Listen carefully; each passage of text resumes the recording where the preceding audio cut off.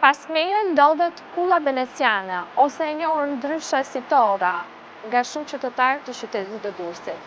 Është pjesa e murit trethues, është një konstruksion i shekullit të 15 dhe aktualisht është i kthyer në një muze multimedial për vizitorët. Kjo edhe fal investimit të pasur nga EU for Culture, nga Bashkimi Evropian për Kulturën, që ka bërë në Shqipëri.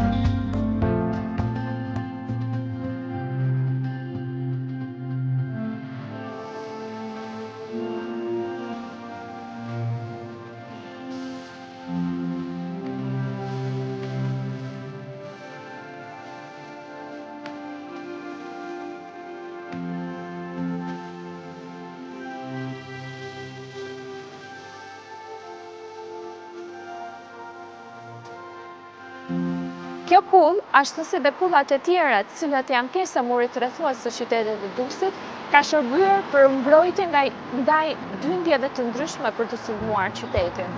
Pra funksioni i saj primar, ndryshe nga ai aktuali, i cili është një muze multimedial, ka qenë për mbrojtje të qytetit.